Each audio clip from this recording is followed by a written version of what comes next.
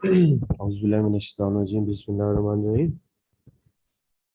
कल हमने आईआर का सिलेबस डिस्कस किया था। तो सिलेबस में मैंने काफ़ी चीज़ें आप लोगों को डिटेल में बता दी थी। आज हम डिस्कस करेंगे, जैसे मैंने प्रीवियस अपने वीडियो में बताया भी था कि हमारा मेजर जो पेपर वन का पोर्शन होता है वो थ्योरीज पे डिपेंड करता है। तो द रियलिज्म को मैंने पहले भी बता चुका हूँ कि ये that theory of the IR कहा जाती है, ये डोमिनेट करती है इंटरनेशनल रिलेशन में। मगर इससे पहले मैं थोड़ा सा ना आपको थ्योरी के बारे में बताना चाहूँगा कि क्योंकि मैंने इधर लिखा नहीं है, तो अगर मैं यहाँ पे लिख दूँ कि थ्योरी बेसिकली क्या क्या होती है, ठीक है। तो बेसिकली थ्योरी जो है, अगर इसको अगर हम आगे करें तो ये एक प्रिडिक्शन होती है। हम थ्योरी से प्रिडिक्शन करते हैं, और प्रिडिक्शन जो है आपकी वो पॉजिटिव भी हो सकती है। Prediction can be positive and negative, ठीक है। इससे हम अपने इवेंट्स का, जो हमारे आईआर में जो इवेंट्स होते हैं, तो उसमें हम थ्योरी को करते हैं। तो ये एक पैटर्न होता है, बेसिकली एक सेट ऑफ नजरिया कह सकते हैं आप उर्दू में इसको, कि एक ये नजरिया होता है सोचने की, एक जो है ना एक डायमेंशन होती है। तो थ्योरी हम बेसिकली एक प्रिडिक्शन होती है, आप कह सकते हैं। ये पॉजिटिव भी हो सकती है, नेगेटिव भी हो सकती है। तो ये आप इसको अपनी लाइफ में ये नहीं करना कि जो थ्योरीज हम पढ़ेंगे ना तो आपको लगेगा कि हमारी लाइफ में क्या हो रहा है क्या नहीं हो रहा, तो आप काइंडली इसको आईआर की हद तक रखिएगा, अपनी लाइफ में इसको अप्लाई करने की कोशिश ना करिएगा, ठीक है। तो अब आपके पास सबसे पहले आपकी थ्योरी क्या है, रियलिज्म है। अब रियलिज्म जो है जैसे मैंने यहाँ पे लिखा भी है कि रियलिज्म की जो थ्योरी है वो नेशनल इंटरेस्ट और पावर पे मतलब मोस्टली जो है ना डिपेंड कंसिस्ट करती है, ठीक है। तो हमारा यहाँ पे बताने का मकसद क्या है कि जो रियलिज्म वाले लोग होते हैं वो आपके क्या होते हैं, जो है पावर सीकर होते हैं, ठीक है। पावर सीकर के अलावा जो है आपके वो जो है ना अपना सेल्फ इंटरेस्ट को सोचते हैं, ठीक है।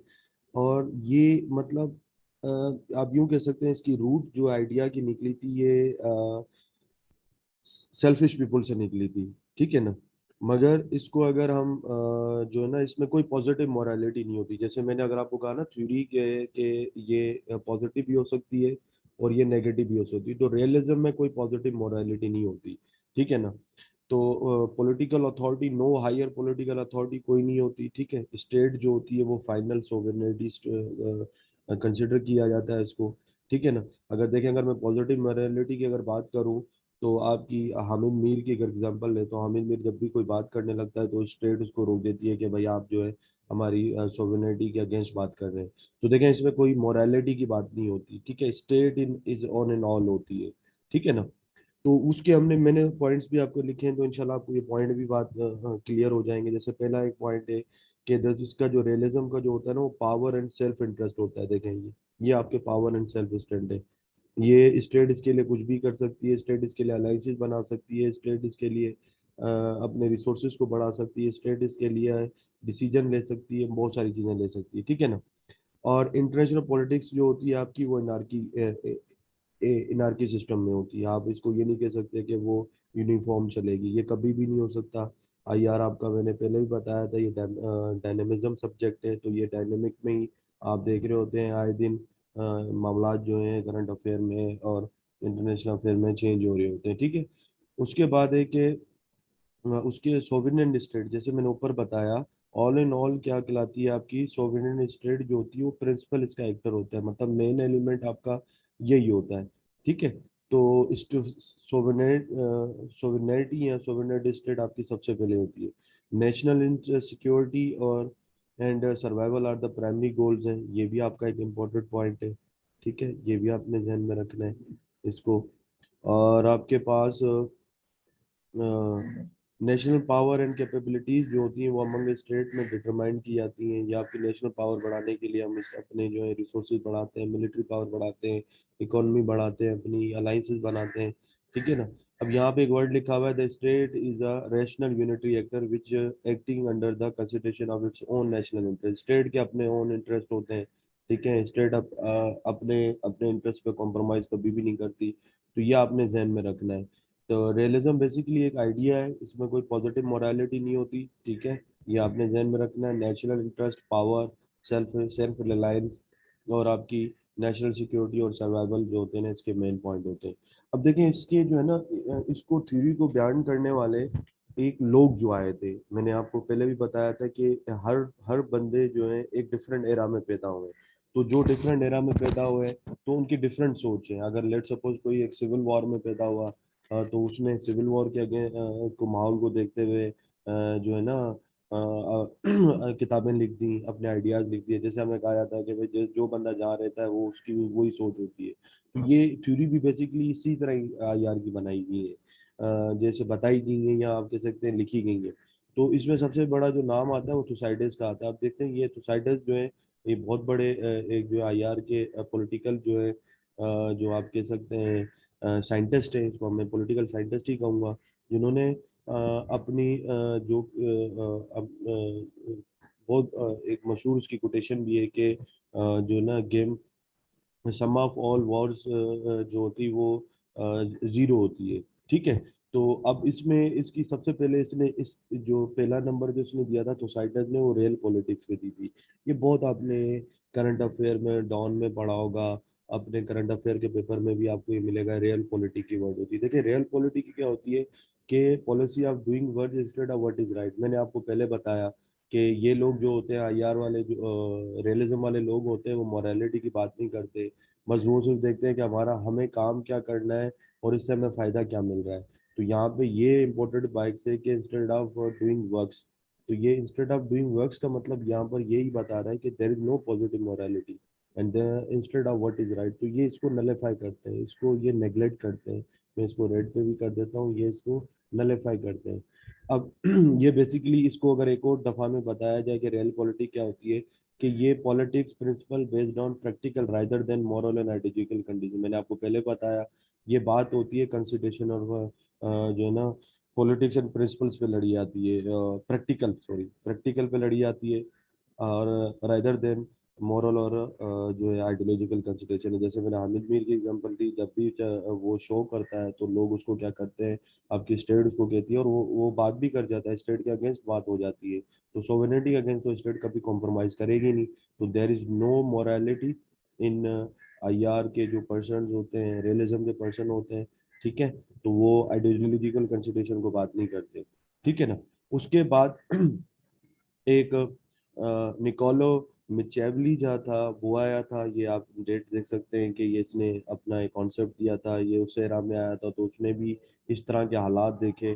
ठीक है, तो जब इसने इस तरह के हालात देखे तो उसने भी एक अपनी किताब में, एक प्रिंस इसकी एक किताब है, मैंने नीचे इसका एक हवाला दिया है। ये इसकी प्रिंस जो है ना, एक इसकी बुक थी ये। तो आप इसको अगर एक्सप्लोर करना चाहें तो अपनी नॉलेज के लिए पढ़ सकते हैं। तो प्रिंस किताब में इसने ये कहा कि जो बता रहा है कि new press can not observe all things which are considered good in man, being often obliged in order to maintain the state to act against faith, against charity, against humanity, against religion. देखिए वो ये कहना ये चाह रहा है कि specially a new Prince जो है ना, वो can not observe all the things. देखें जैसे हमारा प्राइम मिनिस्टर आता है तो एट अ टाइम चीजें नहीं दे सकता उसकी। ठीक है ना। तो मतलब यहाँ पे बताने का मकसद क्या है कि ये अपनी इसने किताब में लिखा था, प्रिंस में ही लिखा था कि बीइंग ऑफन ऑब्लाइज, तो हम लोग अगर कोई चीजें अगर हमें नजर नहीं आती किसी इंसान में, मगर वो फिर भी ऑब्लाइज कर रहा होता है। ठीक है ना। तो जो जो स्टेट का कोई भी बंदा होगा, इसने अपनी किताब में ये बताना बताना बात बताना चाहिए कि जो मेंटेन करने के लिए स्टेट को, जैसे ये इसने लिखा भी है कि in order to maintain the state, state को मेंटेन करने के लिए जो है जो स्टेट एक्टर्स होते हैं, चाहे प्रिंस हो चाहे किंग हो, वो कुछ भी करेगा, वो टू एक्ट अगेंस्ट भी जा सकता है। ये आपने इसने किताब में लिखा बताया भी है। उस टाइम जाहिर सी बात है उसने प्रिंस ऐसा ही देखा होगा, तो तभी ये बात कर रहा है। To act against west, against charity भी जा सकता है वो। आप देख रहे हैं कि हमारे यहाँ जो है जो चैरिटीज थे उन पे पाबंदियां लगाई गई हैं फेटफ के केस में। वो सिर्फ इस वजह से है कि उनकी जो है स्टेट के अगेंस्ट बात हो रही थी, अगेंस्ट ह्यूमैनिटी है। आप देख सकते हैं कि जो नॉन स्टेट एक्टर हैं, बलूचिस्तान में इंसर्जेंस चल रही है, वहाँ पे लोग खड़े हो जाते हैं कि हमारे जो है ना लोगों को उठाया जा रहा है, ह्यूमैनिटी के अगेंस्ट है। तो फाटा में देख लें आप, ट्राइबल एरियाज में देख लें, तो ये बात नहीं होती। स्टेट जो है डिसीजन लेती है, ठीक है ना। वो कोई भी आपके फेथ को नहीं देखेगी, आपके रिलीजन को नहीं देखेगी, तो वो अगेंस्ट रिलीजन भी जा सकती है। तो ये बड़ी एक बहुत बड़ी बात कर दी थी इन्होंने, जब ये उस टाइम के बहुत बड़े पॉलिटिकल साइंटिस्ट हैं। तो ये चीज़ें आप लोगों ने बेटा याद रखनी है। तो ये मैंने बड़े सिस्टमेटिक तरीके से आपको बताने की कोशिश की, और इंशाल्लाह ये चीज़ें आप लोगों को कहीं और सोर्स से नहीं मिलेंगी, यहीं पर आपको मिलेंगी। तो बताने का मकसद सिर्फ आपको यहाँ पर ये है कि कोई एफिशिएंसी झाड़ने की बात नहीं है, सिर्फ समझाना मकसद है। आप समझने की कोशिश करें कि बेसिकली रियलिज्म होती क्या है। अब उसके बाद जो हमारे तीसरे थे, थॉमस हॉब्स थे। अब थॉमस हॉब्स ये भी बहुत बड़े जो है पॉलिटिकल जो है ना साइंटिस्ट हैं, ठीक है। ये भी एक एरा में पैदा हुए। जब ये भी एक एरा में पैदा हुए थे, तो उस टाइम भी इस तरह की सिचुएशन थी, सिविल वॉर थी, या आप दे सकते हैं कि स्टेट जो थी वो सारे डिसीजन लेती थी। तो उसमें ये बता रहा है कि the main cause of this anarchy, ठीक है, and endless nature lies in the basic character of human nature. तो वो ये कहना चाह रहा है कि इंसान की जो नेचर जो है ना, या स्टेट जो एनार्की होती है, ठीक है ना, और जो स्ट्रगल होती है इंसान की, अपनी एक सेल्फिश नेचर होती है, वो उसकी ह्यूमन नेचर में एग्जिस्ट करती है। तो आप ये बात यहाँ पे ये बताना जी सर, इसको मैं सिंपल लैंग्वेज में अगर बताऊं कि इंसान की नेचर जो सेल्फिश है, वो सेल्फिश, जैसे एक कोटेशन भी यहाँ पे आपको मैं बता देता हूँ कि self interest is supreme interest. तो ये बेसिकली वो ये वही चीज बताना चाह रहा है, ठीक है। तो ये आपके पास क्या है, these are the competition different the life of the man was solitary for. बताने का मकसद यहाँ पे थॉमस हॉब ये कहा चाह रहा है कि ये कंपटीशन, डिफिडेंस और ग्लोरी की वजह से ये सारी चीजें पैदा हो जाती हैं। हालांकि इंसान की नेचर इस मकसद के लिए अल्लाह अल्लाह ताला ने हमें पैदा नहीं किया। इंसान की लाइफ तो क्या थी, वो सोलिटरी थी, पुअर थी, नास्टी थी, ब्रूटल एंड शॉर्ट है। ये इंसान की जिंदगी तो ये है। तो इंसान अपने पावर को सीख करने के लिए, दौलत हासिल करने के लिए क्या करता है, पता नहीं क्या क्या काम करता है, या आप लोगों को पता ही है। तो ये बेसिकली बताने का मकसद यहाँ पे ये कह रहा है कि इंसान की नेचर ह्यूमन सेल्फिश नेचर है। तो जब ह्यूमन नेचर सेल्फिश हो सकती है, तो स्टड क्यों नहीं हो सकती। तो ये बताना था। तो ये उसके बाद हमारे जो थे थॉमस हॉबस, मैंने रोजो का मैंने नहीं किया, इधर बात बताई नहीं है। तो आप जो उनकी, सॉरी, रोजो की एक बुक है, क्या नाम है, जीन जैकेस रोजो, ये आप दे सकते हैं जब आपके, या अगर आपसे एमसीक्यूज में भी आते हैं कि ये सारे जो है ना रियलिज्म के पॉलिटिकल साइंटिस्ट थे। तो ये आपने बातें याद रखनी है। ये कह रहे हैं कि स्टेट जो होगी ना, वो ऑलवेज ग्रो करेगी चाहे कुछ भी हो जाए। रोजो साहब ने कहा कि स्टेट कुछ भी होगी, स्टेट आपकी क्या होगी, वो जो है ना ग्रो करेगी, ठीक है। और इस ग्रो करने के चक्कर में अगर कोई और वीक होता है, तो उससे कोई फर्क नहीं पड़ता किसी को, ठीक है ना। तो अपने सर्वाइवल और प्रिजर्वेशन और सोवेनिटी और पावर सीकिंग पावर के लिए वो कुछ भी कर सकते हैं। तो it feels weak so long as there is other stronger. अगर देखें एक स्टेट, देखें जैसे पाकिस्तान है, इंडिया, अगर कुछ हम लोग कुछ करने लगते हैं, सीपे का हमने किया, तो इंडिया को क्या हुआ, मसला हुआ। इंडिया ने क्या किया जो है एक और अपना प्रोजेक्ट लॉन्च कर दिया चाबहार पोर्ट में, ठीक है। इसी तरह अगर हमने जब सीपेक स्टार्ट किया गवादर पोर्ट में, तो उसने चाइना को काउंटर करने के लिए अपनी जो है नेकलेस पॉलिसी ले आया, ठीक है ना। तो काउंटर करने के लिए वो अपने आप को वीक, स्टेट अपने आप को वीक समझने लग जाती है, ठीक है ना। तो स्टेट को हमेशा ग्रो करना है, इकोनॉमी के तरीके से भी ग्रो करना है, डिप्लोमेसी तरीके से भी ग्रो करना है, मिलिट्री तरीके से भी ग्रो करना है, हर पर्सपेक्टिव से। तो वो फिर अपने आप को क्या करता है, वीक समझने लग जाता है। जो स्टेट जो होती है आपकी, वो अपने आप को क्या समझने लग जाती है, पुअर समझने लग जाती है, आप ये सकते हो वीक समझने। तो उसके लिए वो अलायंसेस बनाता है, उसके लिए वो प्रॉक्सी वॉर करता है, ये ऑन से ऑन। तो ये इनकी किताब थी, जो इसमें स्टेट ऑफ वॉर में इन्होंने बताया। आप ये अपने रेफरेंसेस भी दे सकते हैं, ठीक है ना। तो ये रोजो साहब ने कहा था, ठीक है। उसके बाद एक इंडियन है, एक इंडियन, ये बहुत इनकी इंडियंस की भी बड़ी हिस्ट्री है। तो इनके भी एक पॉलिटिकल साइंटिस्ट आए थे, जो कि मैंने इनको अंडरलाइन भी कर दिया ताकि आप लोगों को थोड़ा सा और क्लियर हो जाए। तो इन्होंने ना ये बताया था अपने, ये बुक थी, ये जो चनकिया जो है ना, चनकिया, चाणक्य, चाणक्य ने अपनी किताब साइंस ऑफ मटेरियल गेन में ये बात बताई कि ये जो मैं इनको हाईलाइट भी कर देता हूँ, ताकि या आप अपने अपनी बुक्स में किताबों में लिख लेना, या आपको बड़े प्रिसाइज तरीके से मैं बता रहा हूँ। ये कहते हैं कि the main goal of the king in terms of policy would be to increase the power of the state, that's it. Material gain, तो रियलिज्म जो है ना मटेरियल गेन पे बात करते हैं। यहाँ क्या, यहाँ आपको एक और पॉइंट पे मिल गया कि रियलिज्म जो है आपके यहाँ किस पे बात कर रहा होता है, मटेरियल गेन की power. The main goal of the king in terms of policy would be to increase the power of the state. वो ना आपके रिलीजन को देखेगा, ना वो आपके फेथ को देखेगा, ना आपकी ह्यूमैनिटी को देखेगा, वो अपनी पावर को देखेगा, स्टेट की पावर को करने के लिए। तो और ये होता हुआ है, आप हिस्ट्री में देख सकते हैं कि हिस्ट्री में होता हुआ है, जितने भी जंगें लड़ते हैं, अब्दाली साहब यहाँ हिंदू जो अरब थे तो उन्होंने सिंध पे हमला कर दिया। इसी तरह अगर मैं उससे थोड़ा लेटर बात करूं तो नाजीज्म ने यूरोप में हमला कर दिया, फासिज्म ने आपके इटालियन के जो फासिज्म थे उन्होंने थ्योरी लिया है। इसी तरह जो है आपका जो है आपके जो महाराजा थे, जो आपके मुगल्स थे, तो उन्होंने भी अपने एम्पायर को क्या करना चाहा था, एक्सपेंड करना चाहा था। तो और वो मकसद क्या था कि एनिमी को स्ट्रॉन्ग करे और खुद से खुद पावर लाए, पावर सीकिंग। मतलब यहाँ से ये बात है, और ये कि इंसान की नेचर जो है ना वो मटेरियल गेन होती है, चाहे वो और स्टेट की भी होती है, क्योंकि इंसान ही स्टेट को चला रहा होता है। तो ये चीज़ें आपने अंडरलाइन भी कर लेनी है, और ये जो है बातें अपने जहन में बैठा भी लेनी है। तो मैं अगेन थोड़ा रिपीट कर लेता हूँ। रियलिज्म जो थ्योरी पहले हम डिस्कस करते हैं, थ्योरी देखते हैं प्रोडिक्शन देती है कोई भी, वो पॉजिटिव भी हो सकती है, वो नेगेटिव भी दे सकती है। जैसे कोई यूनिवर्सिटी में अगर आप कोई पर्सन देखते हैं तो वो आपको लग रहा होता है कि वो गलत है या सही है, तो आपको पता चल रहा होता है, ठीक है।